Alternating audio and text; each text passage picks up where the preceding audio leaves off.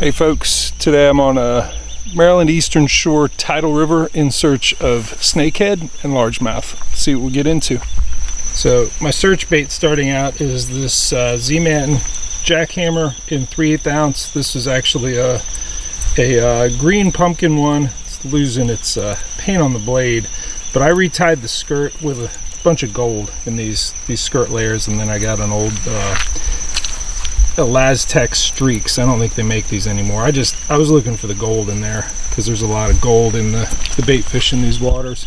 The other things I have set up when I get into, I guess, some pads, I got the Z-Man billy goats on a 5/0 extra wide gap grip pin hook. I got a Teckle sprinkler frog. Got a little swim bait there. I think these are called the swimmers, and then the scented jerk shad. That's really just a follow-up bait. If I get bit somewhere, I want to turn right around and throw this in there and just let it very slowly sink to the bottom with that bullets, finesse bullets jig head there. So, all right, just making my way over to the opposite shore where I can see a lot of vegetation up in these little notches here. I think it's low tide. It feels like it's the bottom of the low tide. So this is all gonna fill up and flood with, with the tide of the upper Chesapeake Bay.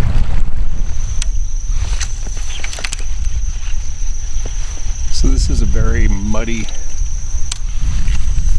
water clarity, and when that's the case, I usually adjust my casting distance to just be as close as possible, because they're not going to see me coming as well in this muddy water, and I can keep my bait in the strike zone the closer I am to the target, just hitting it multiple times. There's no need to really conceal your approach as much, and that's why I like to even just swing it through like a muskie angler does a figure 8. You can do that in this muddy water right along the grass line, and sometimes that'll wake up some fish that are really tight to cover. All right, so having a good day on the water really comes down to learning lessons, taking observations, and turning them into change decisions. I started with this gold one, and I just this jackhammer does well when the tide will flush clean water into or out of the area you're in. If you're fishing clean water, that's a great color, but this is mud. All of it is mud, and I'm going to go bigger and darker and muddy, smaller and more natural and clear. But for this muddy water, I got my jackhammers all together in one place. I won't use that weight one. That weight is what, 1.25 ounces. That's for fishing deep, but it'll be that black with the black and blue palmetto bugs. That will show up. That in, I know I got one that's 3/8 ounce down in here. I just got to get a palmetto bugs to match it. There it is, brand new.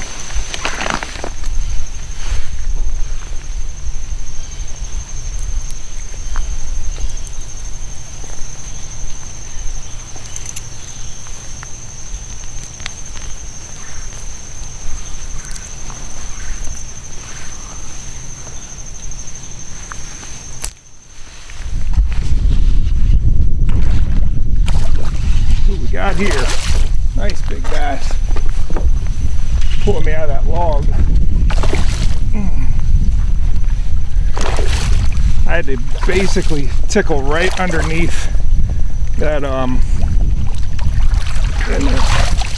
right underneath this log up here. We'll pull down here and take a closer look. But That's what the 3/8 ounce black and blue jackhammer does in muddy water with the palmetto bugs. 17 1/4. So we'll pop that out of his jaw. It actually just fell out. And 17 1/4. Let's see if we can find some others. He was under. Let's see if that shows up. Yeah, that one right there. And really, as close as I got. Mind you, I was casting sort of the other way, but I swung it around this way, and then I moved it back underneath it, and that's where he jammed it. So changing direction, sweeping along one side of the log, and then coming over it, and then sweeping down the other is just a really thorough way to work each and every little piece of the lay down. So something else I noticed in this spot, in this big lay down where that fish came from, is everywhere else I've been, it's been a mud bottom. But you come here, you can hear that? It's sand, but it's also a lot of gravel. So at some point, there's current running through here. Otherwise, there'd just be mud, because everywhere else out here there is mud. And places where there's not is where there's current. So I wouldn't even say depth, and current at some form of the tide cycle. You know, we're still low, but I think we're starting to come up a little bit. So the jackhammer is a great search bait. It's great in muddy water because it has such a great vibration. But one thing I'm going to point out is if you're not snagging up on these laydowns every once in a while, you're really not getting into it enough. You got to risk that. And being in a kayak, we can get into some really tight spots and get these, you know, these lures back. So I think on average, kayak anglers are more aggressive with getting into the cover that's there. You gotta use that to your advantage if you're in a kayak. Dig in. All right, I'm gonna turn out here a little bit more so you guys can see what's basically an opportunity to do something other than to pound the bank in the laydowns there. They're out in the middle of the channel, and the channels will, you know, sometimes go middle, far side, and near where it gets wide like this. Either bank or just winding somewhere out in the middle. The wood on places where it's just winding out in the middle of that channel is not attached to a shoreline. It can be a really high percentage area. Again, it's mostly about current, hard bottom. You know, get as close as you can. Swing the rod tip to the right to bang into the piece of wood. Try to figure out which way the trunk is going, and I think it's going that way. And just move it right along the edge of it, both sides if you can.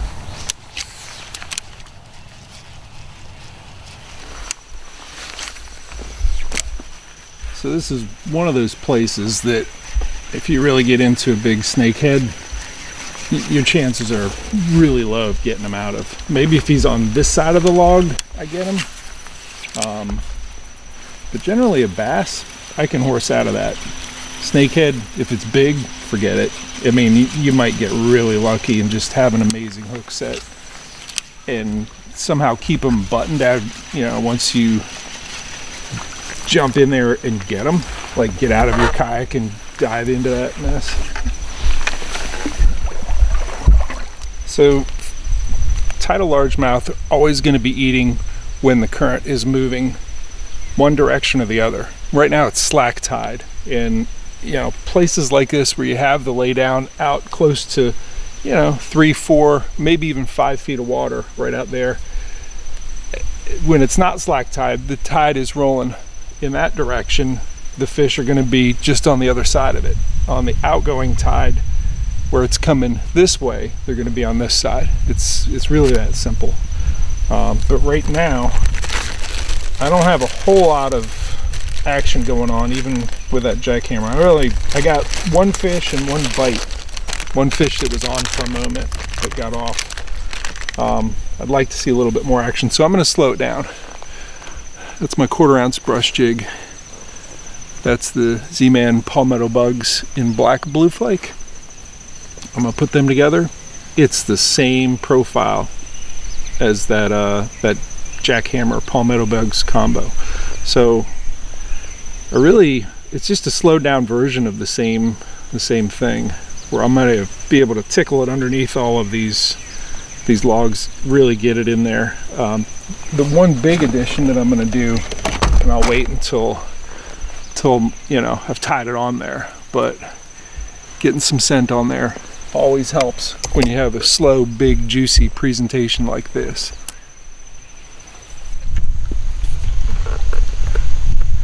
So it's possible that not all wood has the same value. I'm going back to sort of illustrate wood that's not worth chasing. I did throw a couple casts in there from a distance, but as I move in, it's that really mucky bottom. Here, I'll actually bring some of it up. You can kind of see if I can do it. Well, you may just have to trust me that this silty muck right here is all this bottom is.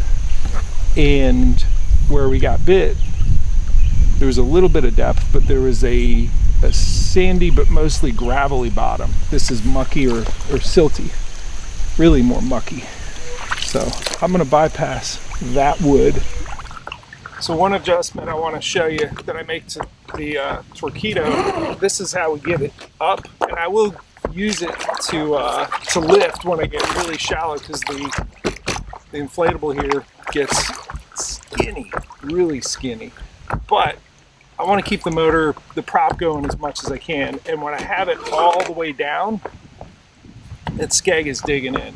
You know, I think I need about that much to operate the motor if it's straight down, but if I lift it up just a little bit here on the cleat, I can go in that much water. Here's what I'm talking about. So normally if it's all the way down, it gets a good bite. I'm in deep enough water that I can grab all that water and really push and get up to the 6.8 mile per hour that this setup can deliver. But what I want to do is just, instead of taking it, you know, all the way forward, I'm gonna maybe grab like 4 inches, which takes the motor from straight up and down to a little bit back, and it's gonna chop at the water. You hear that? If it bothers you, now maybe you're just not gonna go shallow. It's bothering me a little bit, so there, fish just jumped. I'm gonna lower it just until that little slap of the propeller that's part way in and out of the water, till it's just what I deem quiet enough to go as shallow as I possibly can.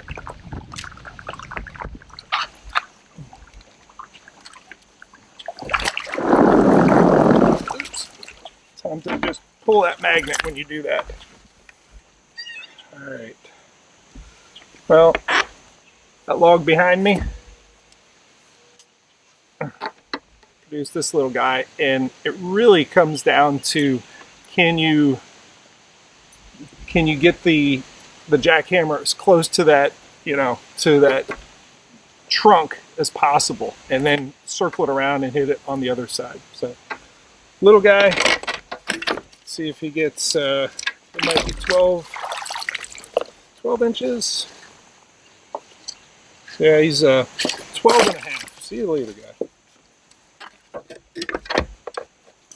The other thing I'll note about this bank that I think really attracts me to come over here, and knowing it from a distance, that this is deeper. I think I'm in, yeah, it's a deeper, crunchy bottom, hard bottom. I don't know if you can see that. You really can. I don't have it tilted, but I could not scale that embankment. It is straight up steep. So obviously the channel is here, the wood on the channel is there, Here comes some more. Let's go find it. But yeah, look for those outside channel bends with the steep bank. That's where your channel is. That's where you can tickle that wood and pull them out. And again, I can't say this enough. If you ain't snagging, you ain't bagging. Once you do snag, you're in close. Don't waste the opportunity. There's something around you that you can present to. Maybe you couldn't when you were further out.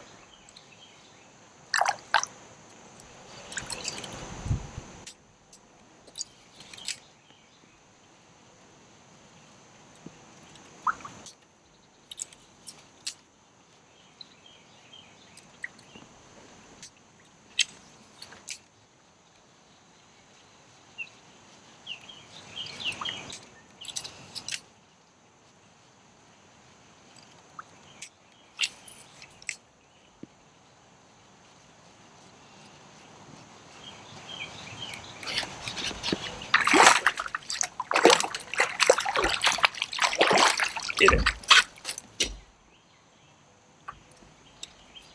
Like I said, this started with a snag almost exactly where this fish was. Just go in after it. You're almost doing your level best to snag it. Get it in there, dig it around. Right, another, yep, 12 3/4 inches. Getting some numbers. So the tide has really started to move in. It's not super fast right now, but it's enough that I was coming up on this big canopy. You can't see it. Right on the other side of the camera, branches that are live that come 50 feet out over the creek here, and lots of log jam right up in there. I'm gonna switch from, and I've stopped. I got a rear anchor off with my anchor wizard here, and it's keeping me holding right here so that I can take the jig, the brush jig, 1/4 ouncer, and skip it up underneath there. Lots of wood. It's just a great looking spot with current on it. I think the depth feels like it's 2.5, 3 feet back in there. That's enough. With a hard bottom, it's absolutely enough. There should be a fish in here. Sometimes there's that little voice in the back of your head that you got to listen to. My game plan is to keep moving, see as much of this creek as I can, throw the jackhammer, move fast, and I'm catching them on there. You know, it's working, but some little quiet voice up here says, go back to this really steep bank. Like you hit it with a jackhammer and you caught a couple fish. Time to go back with the jig and really slow it down. It's called having a quiet enough mind, focus to listen to that voice. You know, if you're amped up, it's what's so hard about tournaments. People who are good at it can turn off their mental noise and just fish. Avoid the spin out, but listen to your intuition. You really earn that intuition with time on the water. But you got to listen to it, whatever it's telling you. All those tiny little voices that tell you what you've already learned before on previous trips. Doing a trip log certainly helps. My videos, if they're not a trip log, I don't know what is.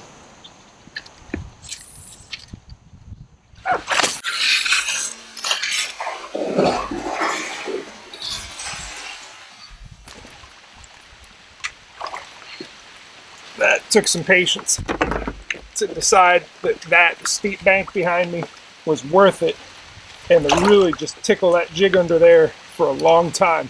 That little voice in the back of my head is certainly justified now.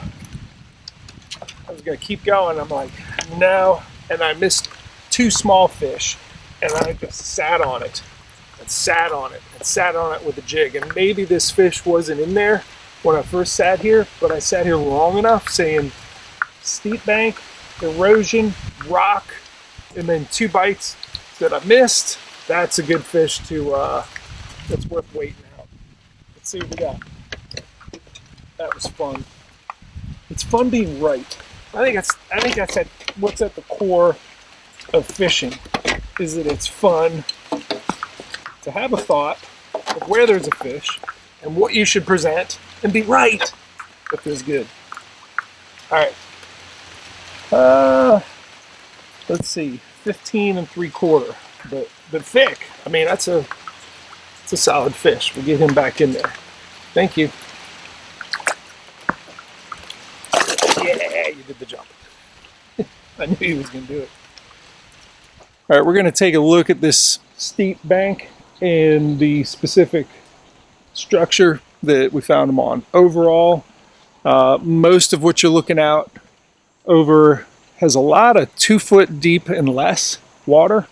Some of it, you know, maybe 8 or 6 inches, like vast areas of it. And there's some wood out there, here and there. But this area is rare in that what we have is a very steep bank. You can see the erosion happening there. You can see that tree is sort of undercut, and all of the rocks in the soil piled up right there, and all of this water right out here, when you put the jig in there, it bumps instead of just slides through the muck. There's no muck. It's just a hard bottom, and the channel runs right in underneath this tree. And it's some of the only 5 foot deep water we have at the back of this entire creek. So 3 bites in there. I missed the first 2 little ones and then got the one nice one just by being patient with it and sort of listening to that little voice that says, wait, why didn't you catch a good fish there? You should have caught a good fish there. Go back there and catch a good fish there. There is a good fish there. And there was. You must listen to the voices in your head.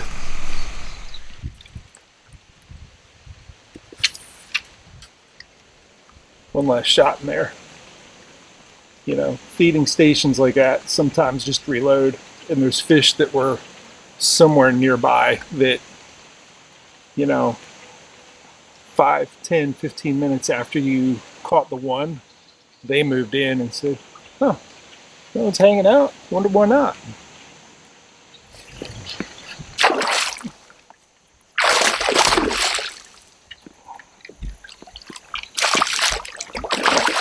That's an adult. That was close quarters stuff. And I should have a net on him by now. I'm a little bit late. I was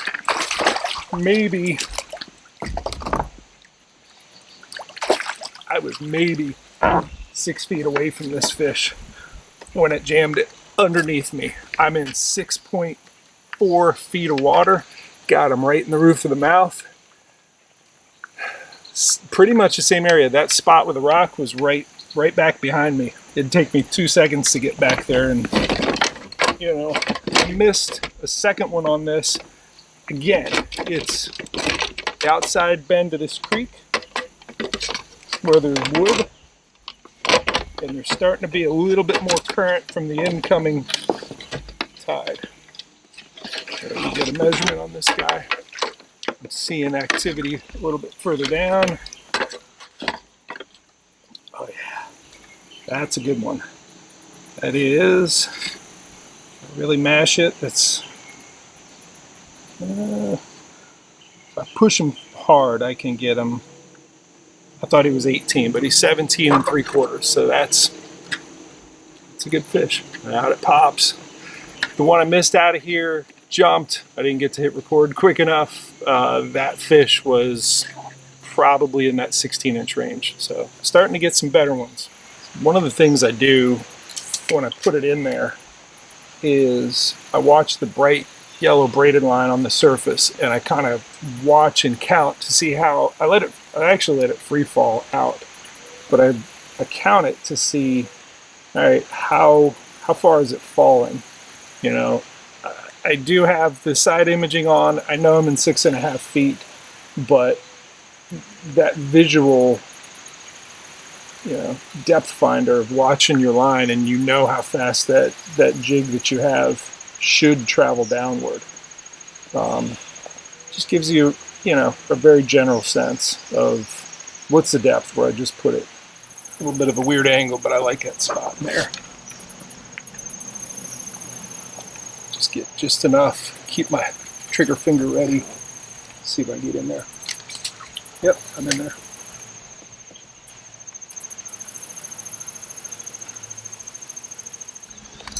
So we've recognized a workable pattern. It's this deep water in front of the outside bend where you can see some erosion, and you have a hard bottom, and you have depth, and you have laydowns.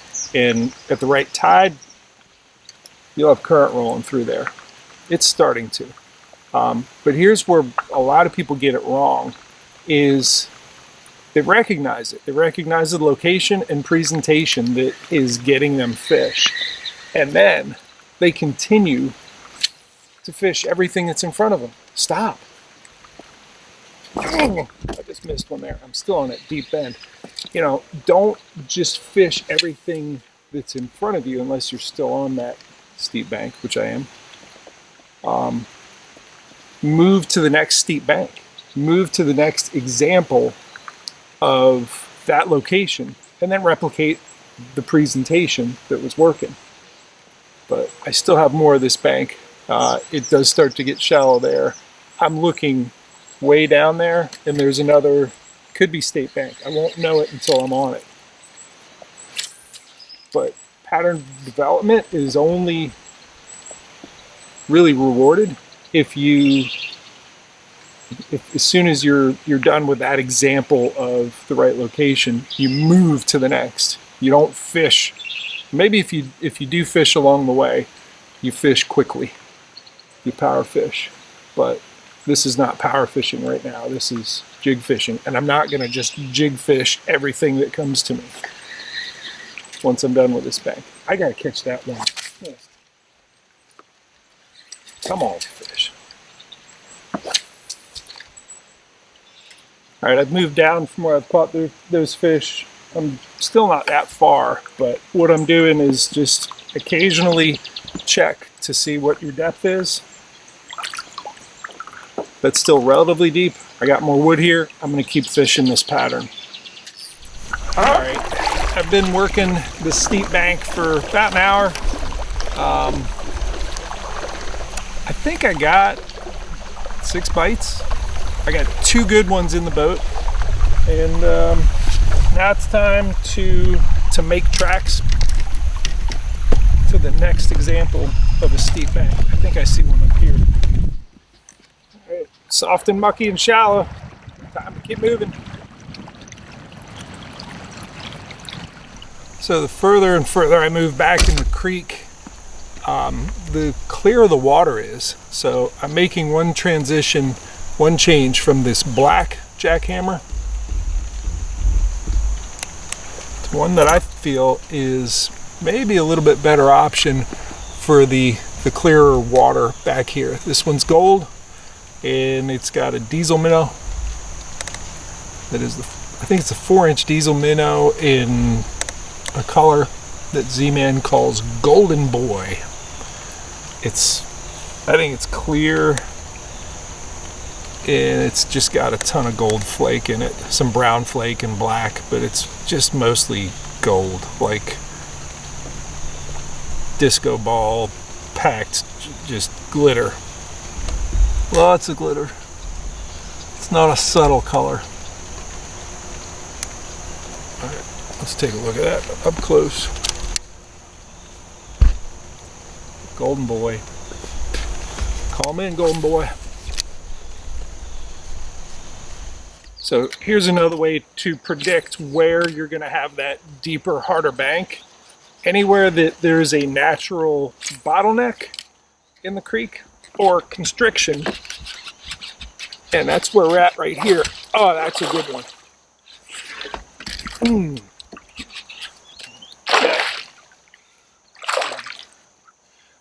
Come on up here. Come see me. Come see me. Come see me. Up and in. So, bottleneck, you add, and the golden boy got him. You add some wood to a narrow spot, and that's another good fish. I would bet, let me see. I would bet that if I went down here, we're gonna have some sort of hard bottom. It's actually not that hard. It's silty, and there's a little bit of a gravel crunch. Maybe not as hard as I've had it in some other spots, but let's get this one measured. Again, it is a bottleneck. It is a constriction of current through an area. As wet your boards.